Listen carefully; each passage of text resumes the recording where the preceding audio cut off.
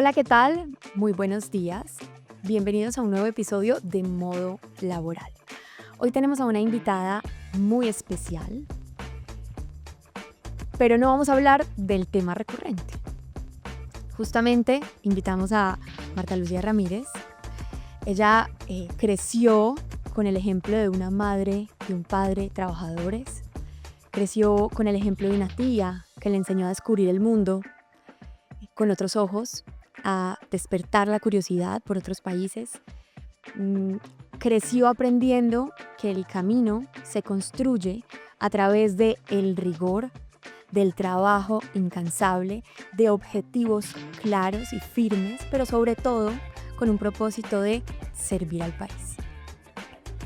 Marta Lucía Ramírez es abogada de profesión y es una de las primeras mujeres en ocupar uno de los más altos cargos en este país. Ha sido ministra de Comercio Exterior, ha sido la primera ministra de Defensa de Colombia, ex vicepresidenta también del país y pues entre otros roles y cargos en sector público, en sector privado también porque ha tenido su oficina privada y su carrera ha estado marcada por pérdidas familiares, por aprendizajes, por grandes logros. Y qué rico hoy conversar de algo distinto a la política, sino conversar un poquito sobre quién es ella, de dónde viene, cuáles son sus raíces. Bienvenidos a Líderes de Carne y Hueso. Doctora Marta Lucía, gracias por acompañarnos en este espacio. Carolina, muchas gracias por esa presentación. Estoy absolutamente sorprendida como conoces tanto de mi vida, pero de verdad me encanta estar acá porque creo que lo importante es conocer uno cuál es la persona detrás de las cámaras, cuál es la persona detrás de los títulos, de los cargos. Esos rótulos no son nada. Al final del día, uno se va con lo que llegó, en su esencia humana. Tiene que crecer, pero uno nunca se vuelve más por tener un rótulo laboral. Entonces sí es importante conocer a la persona. Mil gracias por invitarme a eso. Gracias. Doctora, usted creció entre una mamá que trabajaba muchísimo, que la vio como referente también de crecimiento, de liderazgo femenino, un papá también trabajador, cuenta las historias por ahí en algunos lugares que en algún momento de la vida, en un momento difícil, se fue donde una tía que también le enseñó a descubrir el mundo a través de los periódicos. Empecemos un poco hablando de esa raíz, ¿qué soñaba esa niña viendo esos referentes de familia, viendo la mamá trabajar? Bueno, mira, yo soy una mujer de clase media. Como somos tantas personas en Colombia, mi papá y mi mamá trabajaron los dos. Mi papá trabajó en Bavaria, era jefe de producción de Bavaria. Mi mamá trabajó en Seguros Tequendama. Ella fue la asistente de la presidencia de Seguros Tequendama porque cuando se formó esa compañía de seguros, quien fue presidente de esa compañía la conocía, le tenía una gran admiración a mi mamá, que era una mujer inteligentísima, y le dijo, ayúdenos a montar esta compañía. Y mi mamá al principio era de todo, era la secretaria general de la compañía, pero era también la asistente de la presidencia, eran mil cosas. Entonces, sí, siempre veía a mi papá y mamá trabajando, esforzándose, luchando, siempre en función de la familia, los hijos, el hogar, progresar, avanzar. Los dos se han casado muy jóvenes. Mi mamá cuando se casó pues tenía 18 años, acá estaba como en la mitad de los 18 y yo nací cuando ella ya iba a cumplir 20 años. Entonces uno dice, era una niña, totalmente niña, y obviamente pues fue una extraordinaria mamá, pero ella siempre me decía a mí cómo lo más importante para ella había sido ese nacimiento mío, le ha cambiado en muchos sentidos su vida, pero me decía siempre hay un sueño que me quedé con ganas de realizar. Yo le decía cuál, me decía que quería haber estudiado derecho, pero en ese momento, claro, estaban muy jóvenes, los dos, nosotros llegamos estando ellos todavía muy jóvenes, entonces pues ella siguió con su trabajo. La historia de la tía no tiene que ver con que me haya tenido que ir de mi casa, sino porque, o pues sí me tuve que ir, porque tenía un hermanito, eran unos mellizos, y cuando tenía 4 años, uno de ellos se enfermó y se le cayó una empleada en la tina de la casa, y y a raíz de eso le dio una meningitis. Entonces mi papá y mamá se fueron con ese chiquito 4 meses hasta que se murió. Y la verdad es que nosotros pues estábamos también muy chiquitos, yo tenía tal vez unos 6 años o 7, entonces pues me mandaron a la casa una tía de mi papá, a mis otros hermanos nos repartieron, a 3, nos repartieron a donde las abuelitas.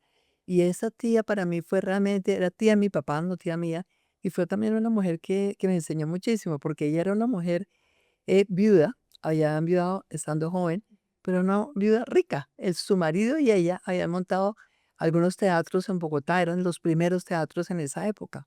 Entonces esta señora todo el día estaba hablando de Empresaria. negocios, estaba todo el día hablando de inversiones, estaba hablando todo el día de comprar locales, de traer sillas de Europa para los teatros, porque las traían de Europa. Entonces esto era una perspectiva distinta, era realmente la mujer que mandaba y que organizaba Empoderada. y que tenía trabajadores a su cargo, tenía una casa muy linda. Total, pues cuando regresé a mi casa, que fue el luto de la pérdida de ese hermano, también tenía como con ese capital entre la maleta, como decir, tengo que aprender de todo esto que esta señora tan valiosa y tan autónoma, ella sabe hacer. Pero a mí de verdad me marcaron mucho las mujeres, mis abuelas. Ambas fueron extraordinarias. La abuela paterna era mujer de un carácter y ella pues también en su casa era la que ponía disciplina y todo.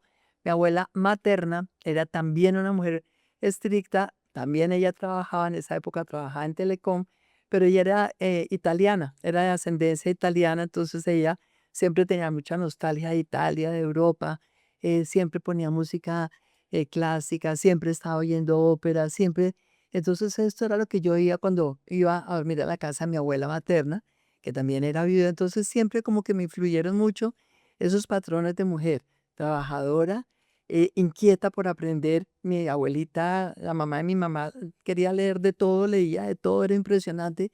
Yo cada vez que estaba con ella, entonces yo cogía el libro que ella estuviera leyendo, ella a veces me leía pedazos de libros o a veces yo se lo cogía. Entonces, por ejemplo, me leí Crimen y Castigo cuando tenía como 10 años, los hermanos Karamazov, o sea, un montón de libros, y ella tenía esa, como esa frustración de no estar en su Italia, pero también ese ímpetu de aprender, de conocer más cosas.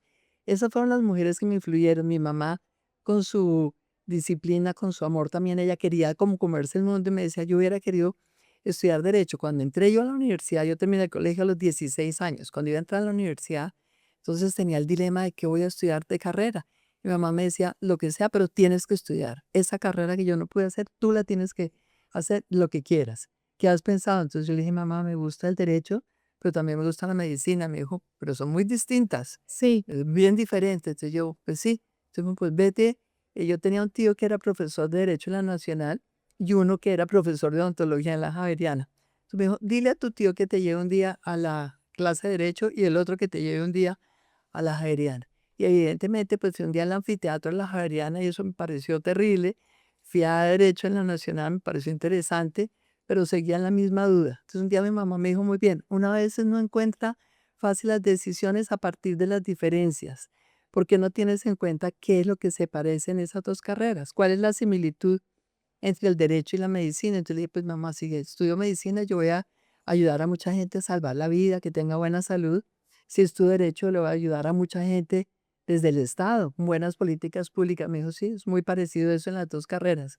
Así de que a escoger. Y fue muy difícil para mí.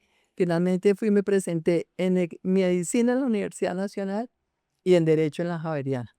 Y yo soy muy creyente y le dije a Dios, ayúdame a que sea lo que más convenga, en donde mejor vaya a servir yo, porque me gusta pensar es que en qué puede servir mi vida para los demás. Y finalmente lo primero que me respondieron fue la Javeriana de Derecho. Entonces fui y me matriculé en Derecho. A los 15 años me llegó la aprobación de la Nacional, pero ya estaba en Derecho en la Javeriana. Pero ha sido también un poco también de búsqueda, de exploración, dónde es que uno realmente puede ser más útil. Y creo que eso tiene mucho que ver con tu podcast de liderazgo. Sí. Es ver realmente uno de qué manera va encauzando ciertas decisiones de la vida. A veces las toma estando muy joven, cuando no tiene todas las herramientas, pero cuando tiene clara su motivación, entonces es más fácil acertar en esos caminos que vamos tomando. En varios espacios usted ha hablado de servir, lo que la motivó a elegir la carrera, de cómo puedo ser más útil, qué es lo que ¿Cómo puedo servir mejor? ¿Qué, ¿Cuál fue ese momento que fue la chispa que empezó a encender el deseo de servir? Me imagino que pues fue chiquita porque desde antes de elegir la universidad es como, ¿cómo puedo servir mejor? ¿De dónde sale ese deseo de servir?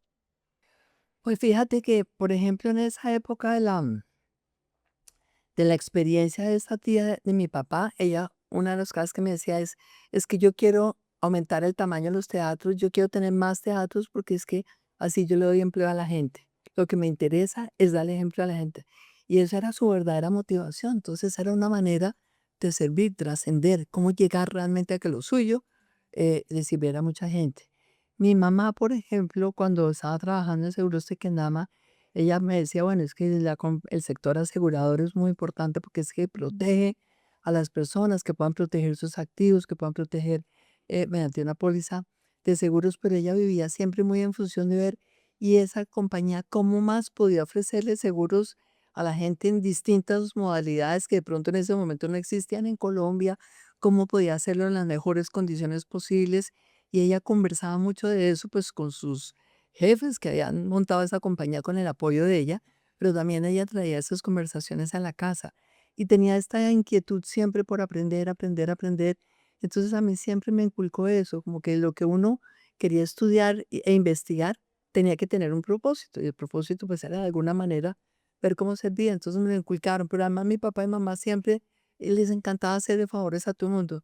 Y ellos después entonces cuando yo estaba ya progresando un poquito profesionalmente, vivían con los problemas de todo el mundo. Me decía, ay, mi amor, ¿será que tú puedes ayudarle a tal persona? Es que el hijo perdió el año y entonces está desorientado y necesita que el hijito oiga a una persona distinta a los papás que lo regaña. O sea, todos los días tenían algo y entonces yo vivía como en un consultorio profesional Atendiendo personas. atendiendo a personas porque yo siempre estaba haciéndole favores a todo el mundo. Entonces son como cosas que uno en su casa aprende y sí, lo van llevando a uno por la vida. Y creo que es lo más importante al final porque creo que uno en la vida pues se muere con la satisfacción de lo que pudo haber hecho por otros.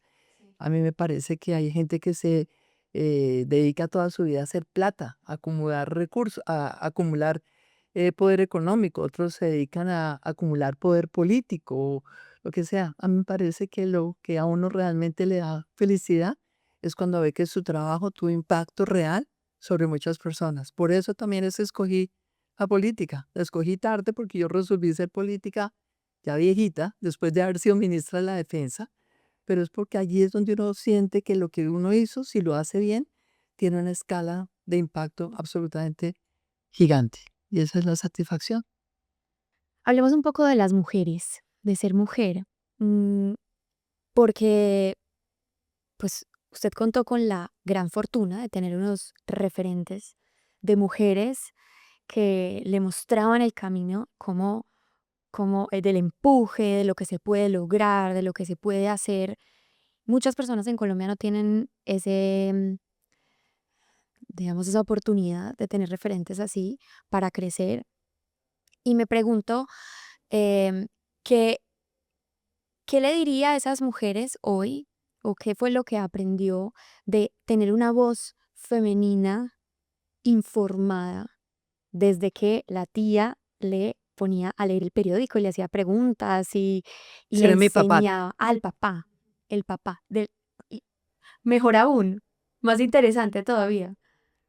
Sí, porque como te decía, mi papá trabajaba en Bavaria y él era pues el jefe de producción. Cuando llegaba a la casa, él llegaba a la casa hacia las 3:30, 4 de la tarde. Mi mamá llegaba mucho más tarde, ella llegaba como a las 7 de la noche. Entonces mi papá era el que nos acompañaba en las tareas.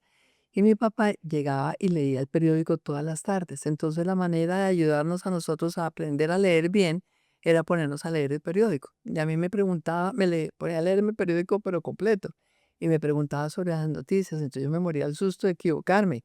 Mi hermano segundo, pues él entonces le tomaba el pelo y leía un ratico y bueno, pero yo me hacía la tarea con juicio, entonces mi ¿Y por papá qué les eso. ponía a leer el periódico? ¿Qué decía él?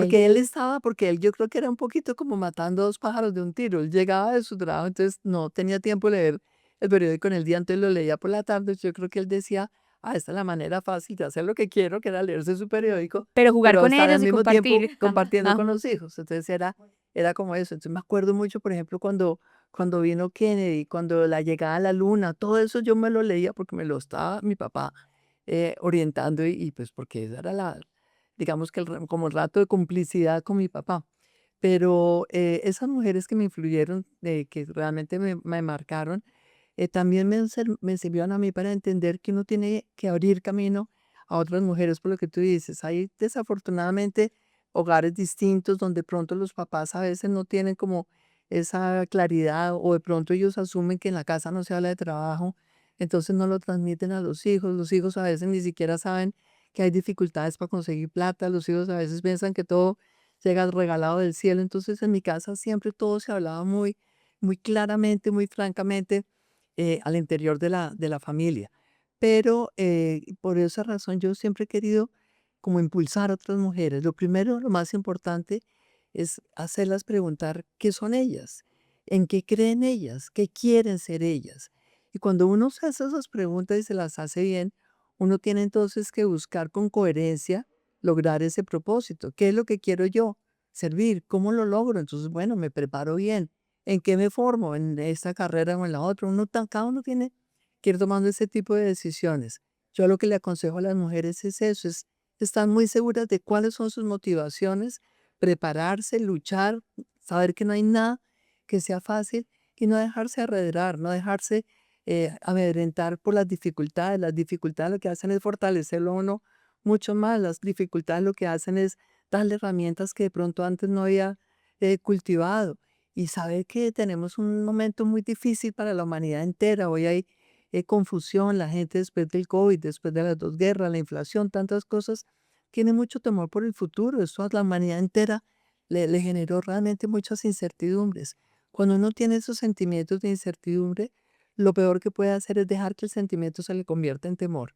Una cosa es que hay un montón de escenarios complejos, entonces tengo que analizarlos bien para escoger cuál es el que más me conviene. Pero si yo dejo que la complejidad se me vuelva miedo, el miedo lo paraliza a uno, el miedo no lo deja a uno ver claro, el miedo le genera mucha inseguridad y entonces ese sí es el peor sentimiento, ese es más negativo que uno puede tener con uno mismo. Entonces, no dejarse frustrar, no dejarse arredrar, confiar en ellas, confiar siempre si su motivación es buena, saber que esa es la luz que uno tiene siempre que mantener para seguir luchando y para avanzar y para lograr su propósito.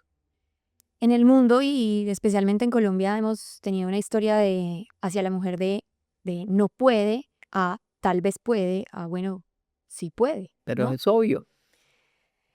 Pero ese de pasar de no puede a sí puede ha tenido que implicar que algunas mujeres lo hagan visible.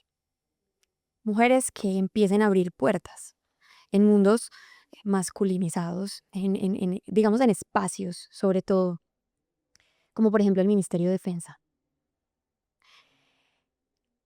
¿Qué es ser mujer o cómo ha sido ese proceso de entrar en mundos donde históricamente han sido hombres y entrar liderando, además?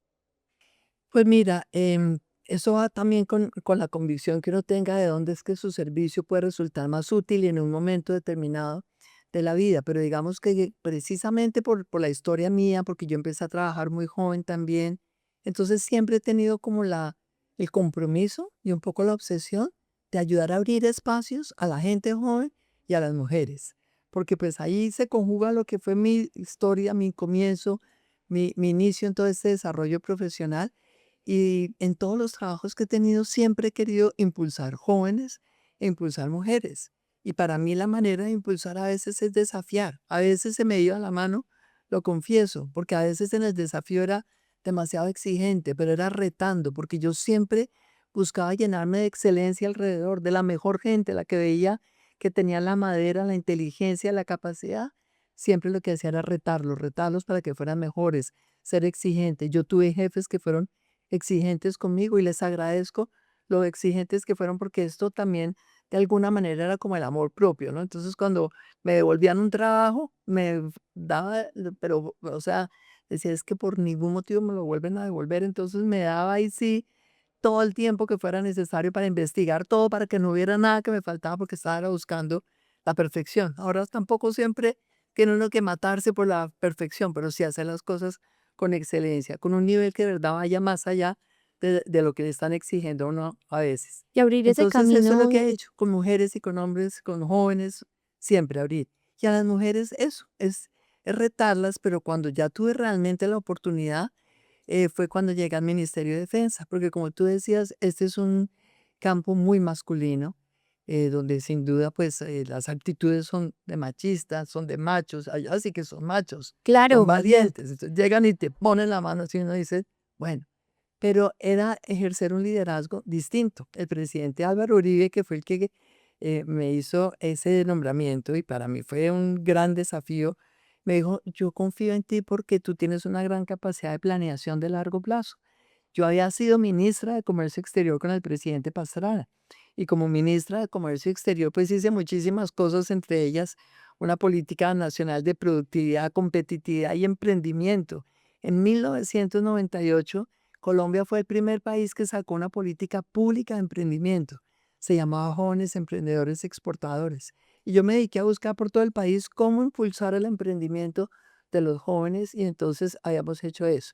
Y el presidente Uribe me dijo, esto que acabas de hacer en el Ministerio de Comercio Exterior, quiero que lo hagas en el Ministerio de Defensa. Una visión integral, una proyección de largo plazo y unos indicadores meticulosos para lograr ese objetivo de largo plazo. Entonces, cuando llegué allá, pues el desafío era clarísimo, pero yo no sabía el tema. Entonces, este anuncio, el nombramiento fue en mayo y había plazo hasta el 7 de agosto para posesionarme. Entonces yo en esos casi 3 meses me clavé a leer todo lo que había para leer sobre seguridad, sobre políticas de seguridad, sobre la seguridad en Colombia y en América Latina, sobre la seguridad en Europa, sobre las fuerzas militares, sobre la policía. Colombia es un país muy particular, es el único país donde las fuerzas militares y la policía dependen del mismo ministerio, el Ministerio de Defensa.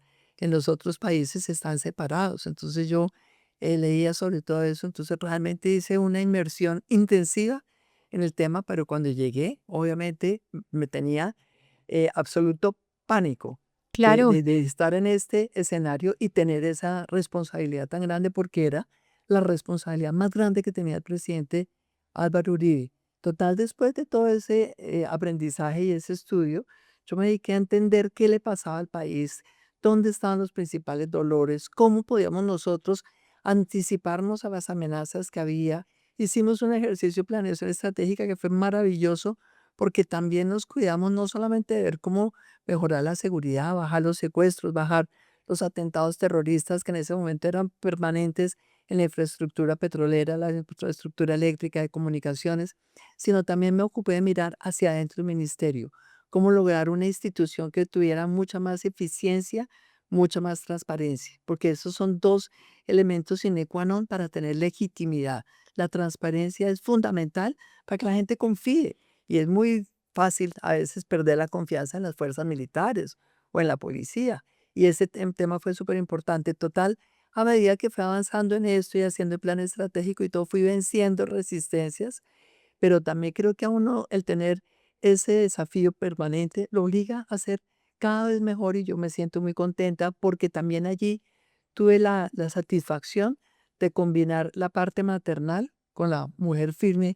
y esa mano tan exigente que había que tener en el Ministerio de Defensa. Ya para mí los soldados que estaban heridos en combate era mi dolor como si fueran los hijos. Entonces iba todos los días al batallón de sanidad, los acompañaba, almorzaba con ellos. Entonces tenía también esa otra parte que tampoco obviamente lo había hecho antes un ministro hombre.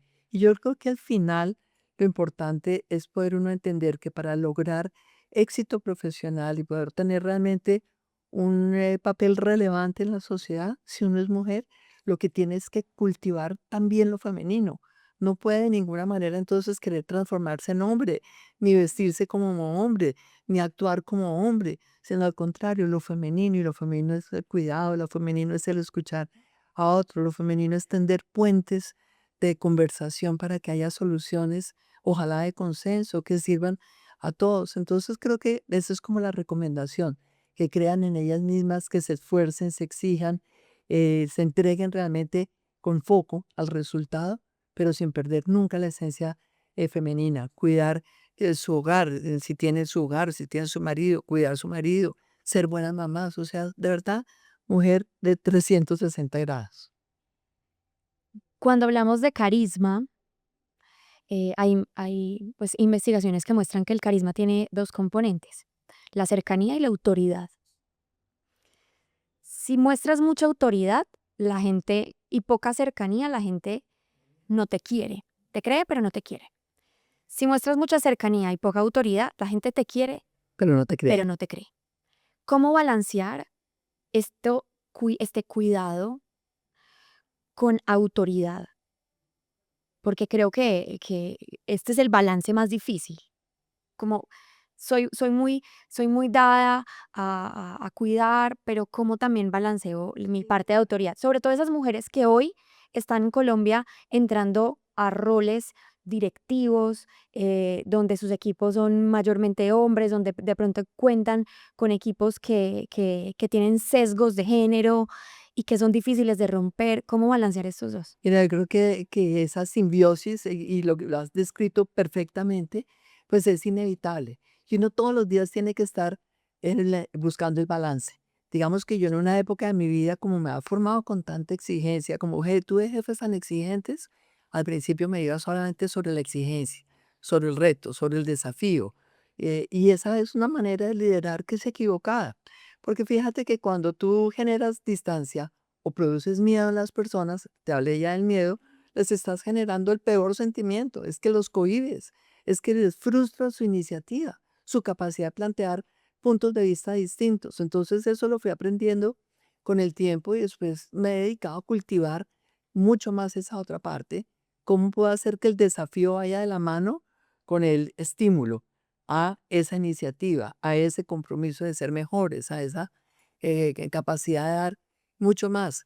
Pero te quiero decir también que cuando yo trabajaba de abogada o como en distintas posiciones, como que no había sentido tanto la necesidad de la cercanía como en la política. Porque entonces al final del día, cuando tomé la decisión de hacer política y tomé esa decisión por el Ministerio de la Defensa, porque yo en el Ministerio de Defensa vi lo malo, lo bueno, lo feo, lo horrible de Colombia, lo maravilloso que puede ser este país. Y dije, Dios mío, acá lo que hay es que potenciar al máximo todo lo que tenemos nosotros de posibilidades. Pero ahí entendí que tú no puedes hacer política si no tienes la capacidad de acercarte afectuosamente, pero con sinceridad. No es para la foto coger al niñito mocoso para salir en la foto. No, es que si lo coges es porque lo estás cogiendo de verdad como si fuera tu hijo o como si fuera mi nieto, que ahora tengo nietos. Entonces lo haces con verdadero afecto. Y entonces le puedes hasta limpiar la nariz y es que es el peladito que está mocoso, pero le puedes preguntar cómo estás en tu colegio, cómo te sientes para entender mejor. Entonces, ¿qué hay que hacer de pronto en la educación primaria en el sector público en Colombia? Porque allí tenemos nosotros que trabajar muchísimo más. ¿Cómo lograr una educación que estimule la creatividad, que estimule la curiosidad por aprender, pero también que fortalezca la confianza en el ser humano desde que están así, chiquiticos, de 2, de 3 años? Esas cosas las entiendes tú cuando estás haciendo política, y entonces uno cultiva mucho más que esa cercanía, que puede ser, en mi caso es auténtica, pues la puedas explicitar más fácilmente, porque claro, uno a veces entonces con el cargo público se cohíbe. Piensa, por ejemplo, una mujer, pues no está bien que una mujer le esté dando besos a todo el mundo, pues porque tampoco, pero pues a ti te sale con afecto de pronto un señor que está en la calle, un viejito, o el vendedor ambulante que se te acerca, pues ¿cómo no le vas a dar un abrazo? ¿Y qué importa que sea la ministra o la vicepresidenta o la política? Tienes que ser capaz de expresar ese afecto. Entonces eso tiene uno que buscar todos los días, prueba, error, prueba, error. Cuando ves que de pronto se te va un poquito la mano por ser tan afectuosa, entonces pues a veces hay que recordar que uno sí puede poner fuertecito la mano en la mesa y que uno no, cuando hay que tomar decisiones que están basadas en datos, en hechos, las tomas sin tener ninguna duda. Entonces a eso te devuelve siempre la confianza, porque es lo que un líder tiene que tener, ser capaz de inspirar a otros, pero que otros confíen en él, en que las decisiones que se toman siempre pensando en grande y se toman con todos los elementos que hay que tener para finalmente tomar la decisión acertada. ¿Qué momento de su vida o qué experiencia ha sido clave para ese aprendizaje? Para, venga, es que yo estoy convencida de que la vida es de puros aprendizajes. Me fui por acá, ay, de pronto por acá no me funcionó, de pronto estoy siendo muy dura, de pronto acá estoy siendo muy cálida, entonces de pronto como balanceo. Y esto es de ensayo y error, como dice. Una experiencia que le haya mostrado que de pronto por aquí no me está funcionando. O sea, tengo la impresión o tengo la idea de que de pronto necesito pararme con mucha fuerza, pero, pero aprendí o entendí aquí que necesito balancear esto, que necesito volver aquí a, a la calidez o al, no sé, como a la cercanía.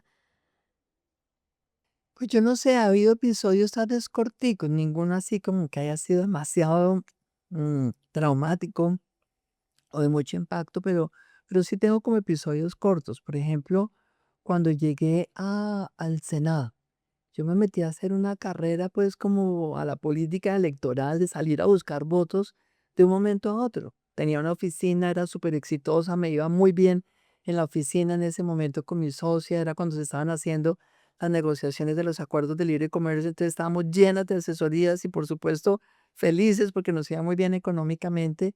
Y yo de pronto empecé a preguntarme, ¿esto es lo que yo quiero? O sea, yo quiero tener comodidades, pero mi obsesión no es tener plata. Y si me quedo en esto, pues me va a seguir yendo muy bien, pero me va a quedar como una abogada más con una oficina de abogados exitosa. Entonces, en ese momento, coincidencialmente, me ofrecieron distintas posibilidades para ir a una lista al Senado y me metí entonces finalmente en esa lista en el partido de la U, que era un partido nuevo, que lo habían organizado, dizque por el presidente Uribe, lo habían organizado, pero después lo dejaron votado y se portaron algunos de ellos bastante mal. Pero entonces cuando yo entré, yo pensé que las credenciales mías, lo juiciosa que era, la verticalidad que tenía era como suficiente. Y allí me di cuenta que esto le pasaban a uno por encima donde se descuidara.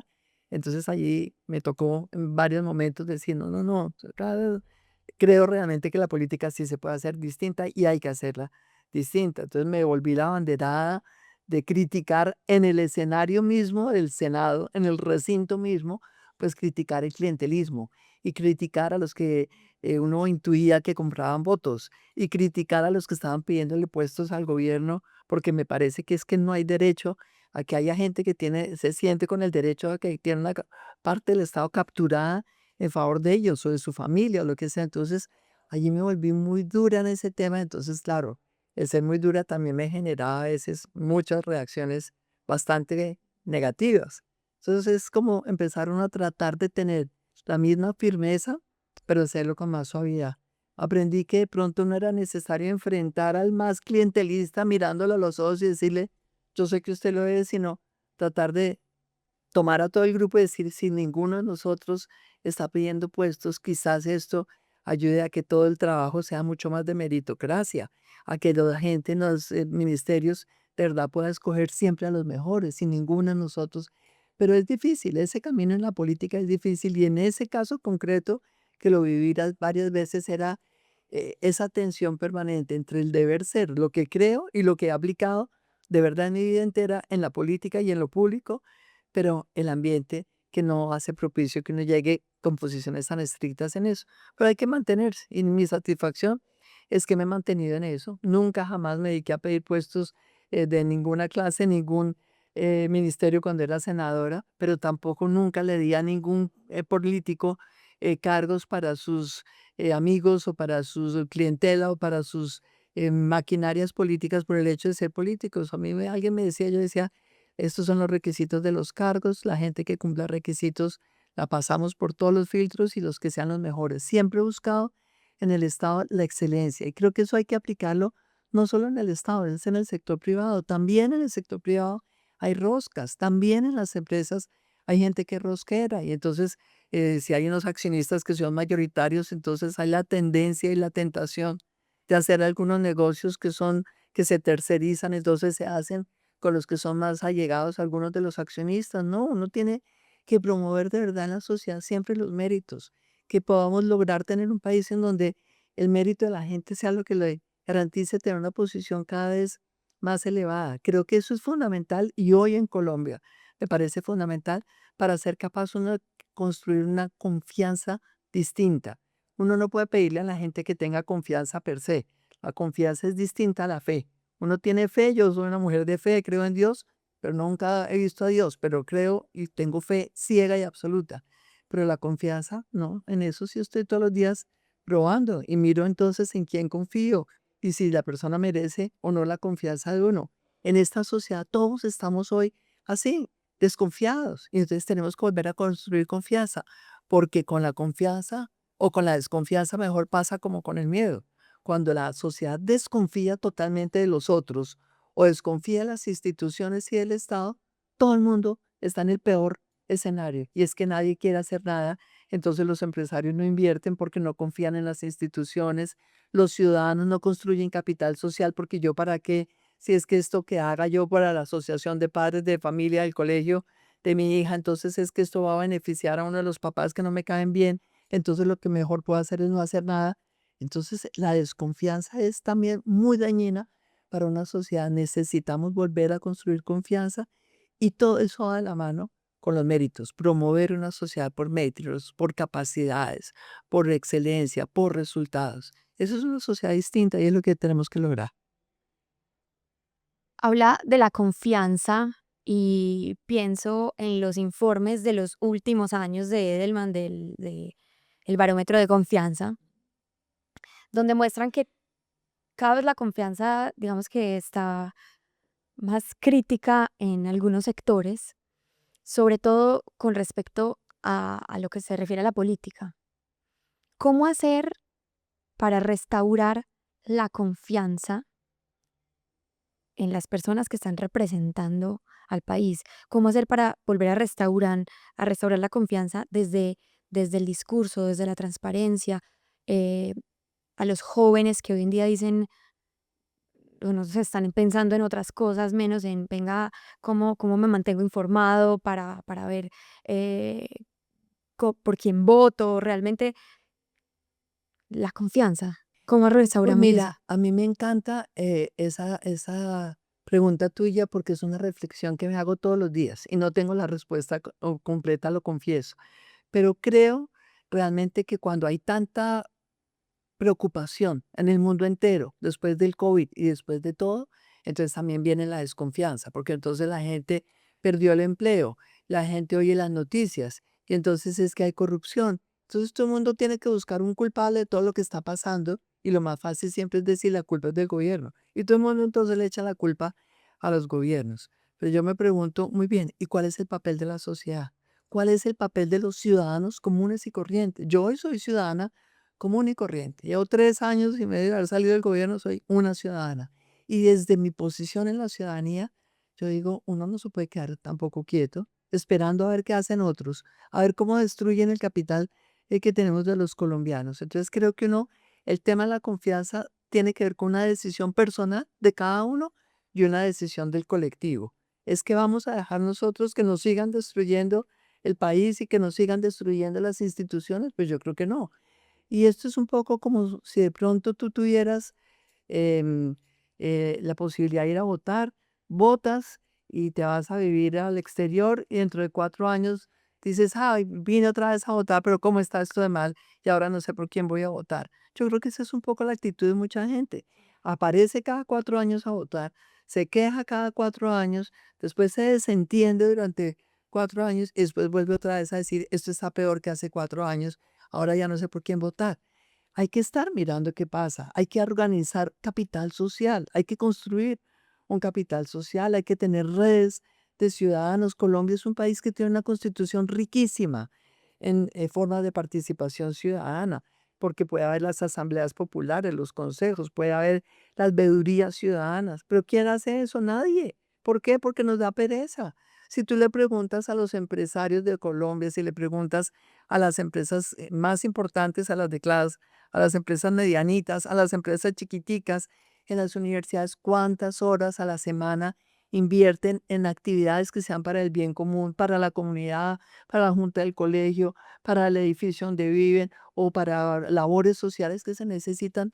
Muy poquita gente lo hace. Eso es lo que nos falta a nosotros, interés por lo que afecta a la comunidad, por lo que afecta al país, por lo que afecta a nuestra democracia. Entonces, si nos interesamos, uno entonces se pregunta qué mecanismos de participación hay y los organiza entonces. Y eso es lo que yo creo que en este momento sería tan importante para que los jóvenes y para que los ciudadanos todos tengamos una opinión distinta sobre lo que es nuestro país, porque yo no tengo ninguna duda que en Colombia y en otros países ha habido un guión del populismo y ese guión es destruirnos la confianza a todos y decir, nada sirve, todo fue pésimo, todos los que hubo antes eran corruptos, todos los políticos eran corruptos, todos los empresarios han sido unos explotadores de sus trabajadores.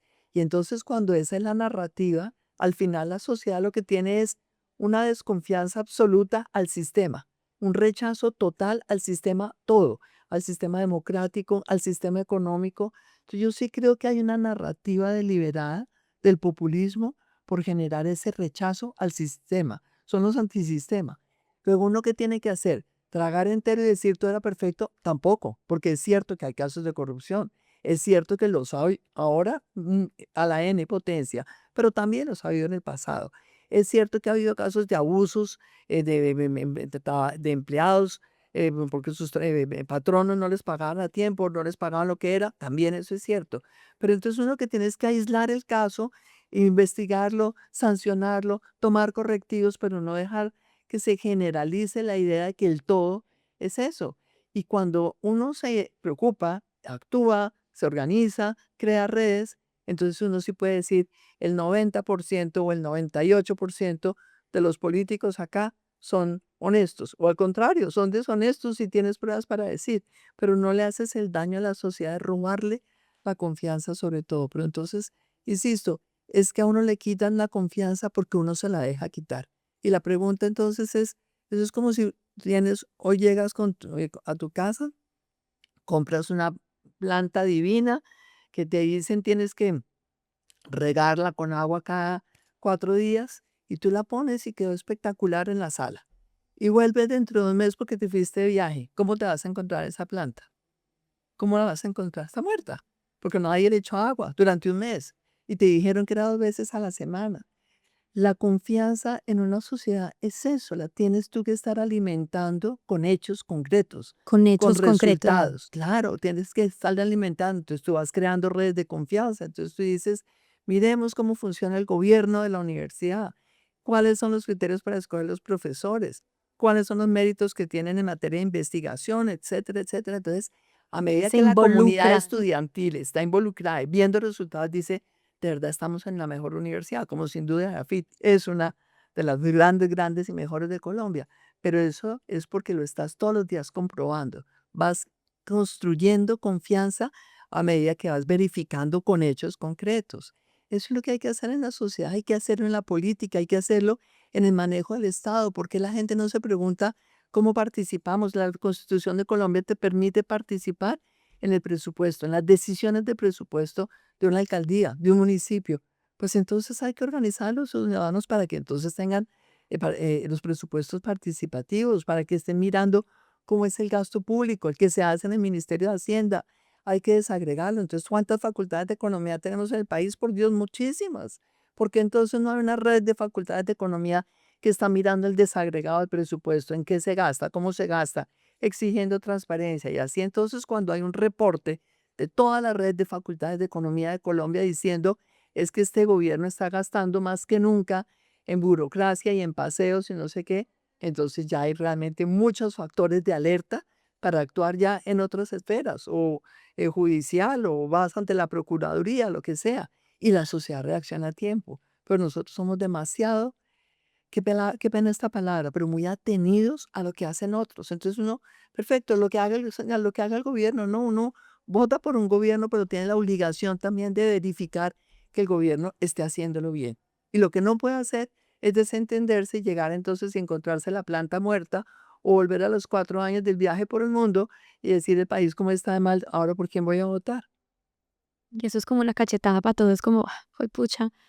eh, y nos deja una reflexión de, bueno, ¿qué estamos haciendo cada uno y quien ha llegado hasta acá en el episodio? ¿qué estamos haciendo cada uno como ciudadano por la comunidad? Pensando en el global, en el colectivo, en verificar. Así es, son hechos y es verificación y eso es un trabajo y eso demanda tiempo y uno tiene que ser organizado y si uno no tiene pues solamente 5 horas diarias disponibles para hacer eso, pues tiene que ser eficiente en ver cómo hacemos una lista de chequeo que nos da la posibilidad 2 horitas a la semana, pero es el tema de cómo cuidar la democracia, porque cuando nos quitan la confianza entre nosotros como ciudadanos, la confianza en las instituciones, entonces no confiamos en el Estado. ¿Quién diablos vuelve a defender la democracia? ¿Quién va a volver a votar? O dejamos que llegue cualquiera y entonces el que llegue llega a destruir y nadie cuida. Y entonces resulta que después, dentro de unos años, no nos va a pasar acá en Colombia porque no nos va a pasar, pero te encuentras una Venezuela. Y entonces los que empezaron a ver dificultades con Chávez hace 22 años, se fueron muchos. Y los empresarios que tenían más se fueron más rápido. Pero resulta que a ellos y a los que se quedaron les quitaron casi todo. Y la gente que se fue entonces, pues hoy tampoco puede regresar. Y cuando tú dices 8 millones de venezolanos viviendo por fuera, ¿en qué manos dejaste la defensa de la democracia? A la gente más pobre, de la gente más menos capacitada, la gente menos preparada, porque el capital intelectual que se fue de Venezuela fue gigantesco y el capital económico también.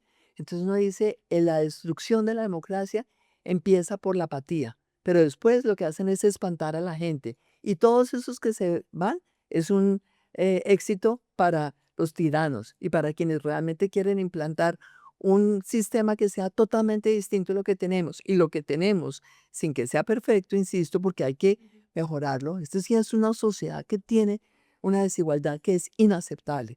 Esta sí es una sociedad que tiene que cerrar brechas sociales, brechas de género, brechas de regiones. Hay que cerrarlas. Pero lo que tenemos es mucho mejor que lo que teníamos al comenzar este siglo en Colombia. Es mucho mejor que lo que tienen varios países. Entonces, ¿qué tenemos que hacer? Corregir lo malo y potenciar lo bueno. Pero si todos nos dejamos amedrentar y asustar y salir corriendo, pues les estamos sirviendo en bandeja la entrega de nuestro país a los que después van a ser tiranos, a los que después van a acabar las libertades, a los que después le van a acabar el futuro, a las jóvenes y a las generaciones nuevas que lleguen.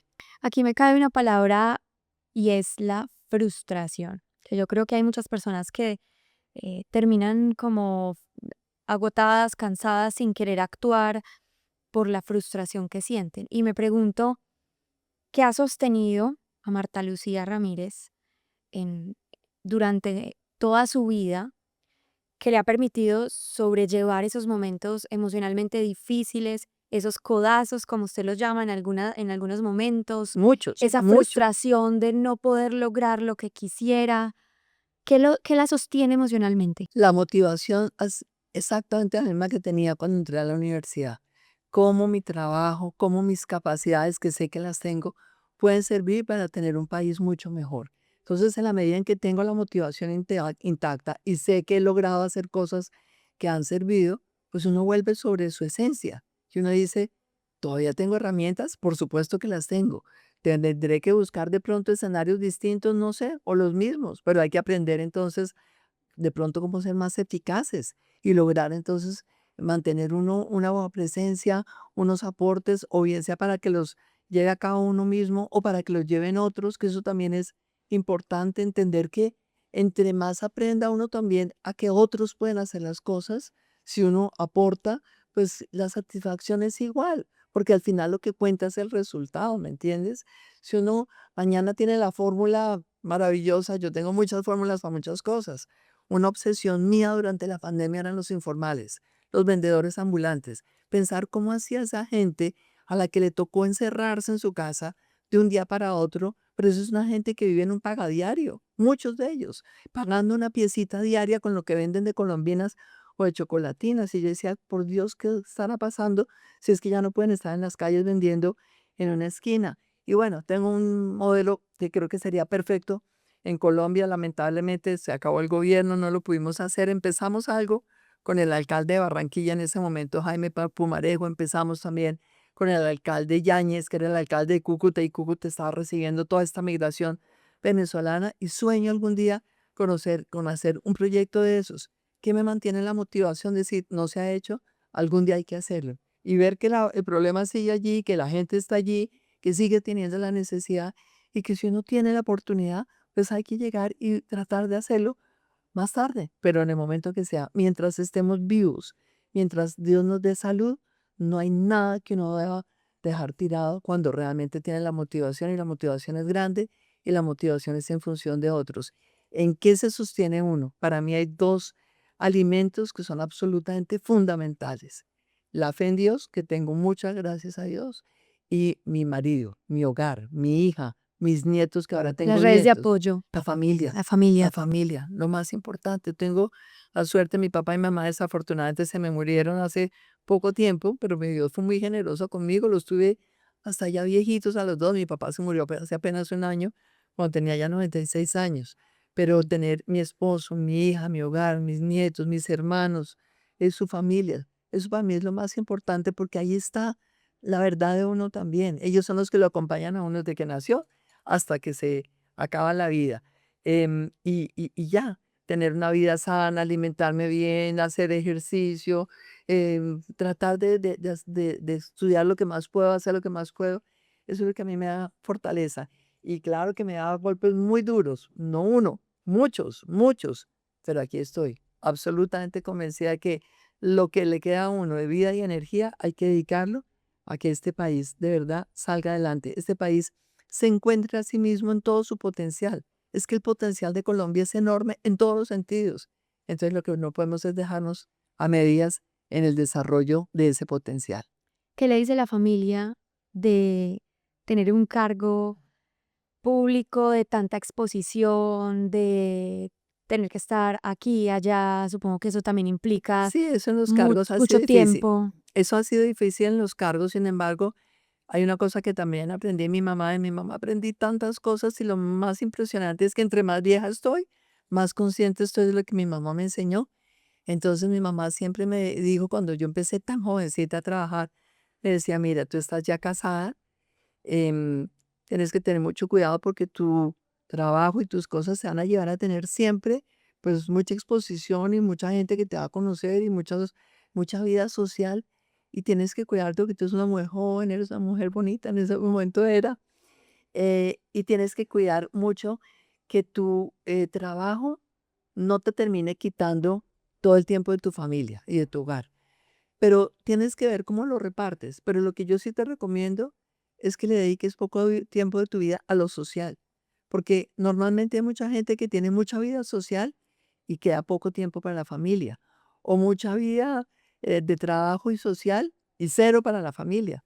Como me dijo, trata de tener siempre cuidado en que lo más importante es el trabajo y la familia y lo social. Uno no se muere por no ir a cócteles. Y eso como que lo interioricé y lo apliqué siempre y la verdad me ha dado buen resultado. Entonces yo he trabajado muy duro, yo soy de jornadas muy largas, tengo mucha capacidad de trabajo, pero para mí es mi casa y la familia. Y los fines de semana los dedico todo lo que puedo a mi esposo. Ahora ya nuestra hija no vive con nosotros, se casó, vive por fuera. Pero, por ejemplo, el fin de semana, si yo voy a hacer algo de trabajo, muchas veces le invito, a él le encanta tomar fotos. Entonces, mientras yo estoy en una reunión de trabajo, él va y toma fotos o conoce otra gente. Él es un arquitecto maravilloso, entonces le encanta ver arquitectura.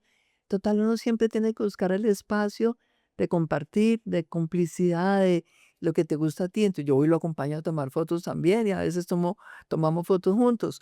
Pero realmente saber qué es lo que es primordial en la vida, tener una la satisfacción de que su vida sirve a otros y tiene impacto y exigirse resultados y estar midiendo los resultados, pero también cultivar ese espacio del hogar que es lo que al final tendrá uno cuando tenga ya 96 o 97 años también.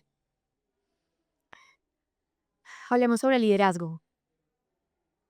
Usted que ha estado en el corazón de la política en Colombia, mm, ¿qué es lo que usted cree que más necesitamos transformar del liderazgo en Colombia, tanto del sector público como del sector privado? Yo creo que tenemos un liderazgo que es demasiado personalista y me parece que en el sector privado se han hecho más esfuerzos por corregir eso que en el sector público. Yo a veces pienso que ese liderazgo tan individualista raya un poquito con el ego, con el narcisismo de algunos líderes. Y creo que es muy importante para un verdadero líder identificar esa debilidad para poderla corregir y para Personalista ejercer. significa como que piensan solamente en ellos. Claro, hay líderes que realmente tienen un liderazgo importante, pero que ese liderazgo no está tan determinado por la motivación. La A la motivación es comunidad. la comunidad, es el servicio, sino la motivación es su fama, su riqueza, su grandeza, su imagen, su proyección. Entonces, cuando uno realmente tiene un liderazgo auténtico, pienso que tiene que tenerlo siempre en función de un colectivo y ejercerlo con el colectivo. Yo creo que es muy importante vincular uno a otros, a compartir parte de ese liderazgo con uno. Yo siempre, por ejemplo, cuando he sido jefe, me gusta que la gente que trabaja conmigo brille, la gente que trabaja conmigo tenga también su escenario. Y como te decía al comienzo, he trabajado mucho con gente joven y mucho con mujeres. Y yo lo primero que hago es que los voto a ellos a la exposición, a que realmente se exijan y se tiemblen y tengan el carácter y salgan ellos también al escenario público cuando haya la oportunidad y busco siempre dar esas oportunidades. Entonces creo que un liderazgo que se ejerza en función de la colectividad, en función del servicio, en función del bien común y que se haga en colectivo, teniendo equipos, esforzándose porque el equipo sea el que también crezca, que el equipo sea el que brille, que en ese equipo uno pueda ir armando una línea de sucesión para 20 años. Me parece que ese es un liderazgo que va a tener el impacto y la trascendencia y la duración que debe tener el verdadero liderazgo. Yo no creo en los liderazgos efímeros que brillan por hoy, que dan resultados hoy, pero cuando se van no quedó nada, porque ahí es donde muestra uno que todo estaba concentrado en una persona. ¿Cómo mantener la ética en el liderazgo? Eso sí que es importante. Yo creo que eso tiene que ver sobre todo con la transparencia que uno esté dispuesto a asumir, a asimilar. Para mí siempre ha sido fundamental realmente tener transparencia, exigir transparencia en mis equipos de trabajo, tener claridad que cuando hay una zona gris es mejor no recorrer una zona gris, es tratar de siempre identificar lo que está bien y lo que no está bien. Y es muy frecuente que la gente diga, ah, no, pero es que la ley no lo prohíbe. Es que no es solamente la ley, es que hay cosas que no están bien, aunque no estén prohibidas por la ley. Y es ese rigor que uno tiene que tener de verdad en ver, en hacer las cosas bien hechas, con valores, con respeto, respeto por los bienes ajenos, no importa si son públicos o privados, y creo que uno tiene realmente que estar siempre por esa razón dispuesto a la transparencia total, a que le ausculten cada cosa que uno hace y ser capaz de someterse al escrutinio por lo que uno decide y por lo que uno hace en cualquier espacio público o privado. Doctora, ya para que vayamos un poco llegando al momento del cierre, mm, ¿qué errores considera usted que la han hecho más sabia en el camino? Yo no me siento sabia, todavía soy un aprendiz elemental. Me siento que uno en la vida tiene la satisfacción de que va aprendiendo cosas, pero entre más aprende, más se da cuenta de todo lo que le hace falta por aprender. Entonces no me siento sabia de ninguna manera. Pero creo que he aprendido mucho de momentos en los cuales de pronto he sido tan exigente que he perdido la oportunidad de tener gente al lado que me encantaría haber tenido después por mucho tiempo. De pronto ser excesivamente exigente en una primera etapa de la vida, eso creo que ya lo he corregido. Errores que he cometido en la política, tal vez tratar de cambiar uno el mundo de un día para otro y hacerlo a punta de querer dar el ejemplo y uno tienes que hacerlo a través de la persuasión, como integrar a otros en decisiones que de pronto a ellos les cuesta trabajo tomar. Errores, ser ingenua. En la política es ser ingenua. Y creo que la ingenuidad nunca le paga bien a uno. Uno puede ser confiado cuando hay elementos para confiar, pero siempre también ser muy claro en qué estoy dando y qué estoy exigiendo. Y lo que está exigiendo uno no es ni puestos, ni contratos, ni plata, pero uno sí tiene que ser muy claro en lo que uno está exigiendo. cuál va a ser mi responsabilidad, cuáles van a ser las tareas que asumo yo, cuáles son las que... Y así entonces uno tiene menos expectativas que se frustran y puede seguir relaciones de confianza, pero también resultados. A mí lo único que me interesa es siempre lograr dar resultados, que mi trabajo siempre tenga impacto en el país, que mi trabajo siempre tenga impacto sobre muchas personas. Entonces, a veces, cuando uno es ingenuo en los acuerdos políticos, normalmente tiene frustraciones. Pero esto es ir aprendiendo todos los días, saber que no importa la edad que tengamos, todavía estamos en capacidad de aportar a partir de los aprendizajes, pero nunca sentirnos sabios. Eso es parte del ego, sentir que tenemos la sabiduría, la receta de la sabiduría, es mentiras. Todos los días somos apenas aprendices. Si pudiera resumir en una sola palabra lo que significa liderar a Colombia, ¿cuál sería? Servir, Servir. servir, cerrar brechas, servir, sacar el máximo potencial de este país que lo tiene, pero en una dimensión que no nos imaginamos y está sin explotar. Y tres, creo que esa es siempre la última pregunta, pero me gusta cerrar así porque es como un llamado a la acción también a las personas que han llegado hasta acá, en este episodio. Listo. Hemos escuchado esta conversación, reflexiones sobre liderazgo, reflexiones sobre ser mujer, reflexiones sobre aprendizajes en el camino. Ahora, has llegado hasta aquí, tres consejos o recomendaciones para esos jóvenes, para esas personas que están en Colombia, que quieren lograr transformaciones positivas en el país desde su perspectiva. Creerse que son capaces de hacerlo. Y en esa medida que se lo crean, exigirse. Y si se creen y se exigen, cada resultado que obtengan, convertirlo en la aspiración de lograr más resultados la próxima vez. Entonces es tener confianza en ellos mismos, tener mucha disciplina y método y siempre estar midiendo los resultados para ponerse metas más ambiciosas. Muy bien, pues muchas gracias. Gracias por este Mil gracias a espacio ti, Carolina, muchas y gracias. por conversar con nosotros en modo No, laboral. es un placer, me siento muy contenta de haber tenido esta oportunidad. Gracias.